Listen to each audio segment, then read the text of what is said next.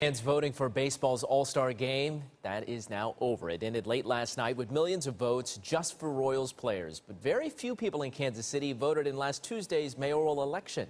41 Action News anchor Patrick Fazio tries to find out why. Fans voted millions of times for Royals players to start in this year's All-Star game.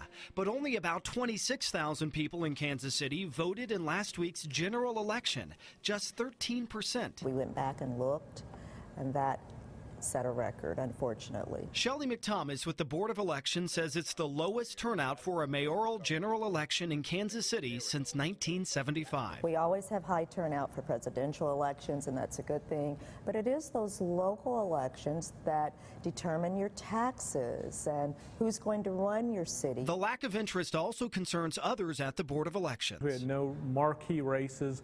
There were no advertising on TV.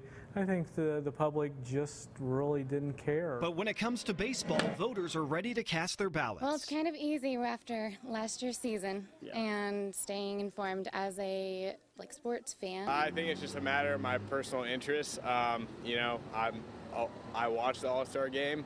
As far as voting for public officials, I mean, you know they're working behind the scenes, but it's nothing that is actually any sort of entertainment value. I think it reflects our entertainment mentality. Psychiatrist Dr. Teresa Long says voting for All-Stars is more exciting than a local election. There's also a sense of community in the voting for the Royals, isn't it? Let's all pull for the boys in blue. Let's all show that we're part of the team. It's a way to maybe be part of the team in their success. Unlike the mayoral election, baseball fans voted online for the All-Star game, and many of those fans voted the maximum 35 times. Anytime we make things simpler for people, they're more likely to do it. I don't know that that's entirely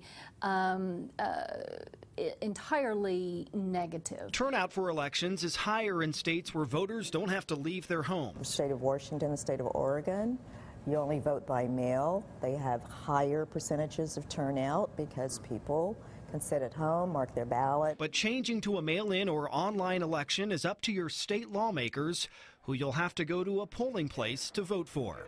In Kansas City, Patrick Fazio, 41 Action News. Kansas City's Board of Election Commissioners also say that each election cost about $500,000 to staff and print the ballots. They have saved taxpayers money by combining two elections and pushing back the dates, which also might explain that low turnout.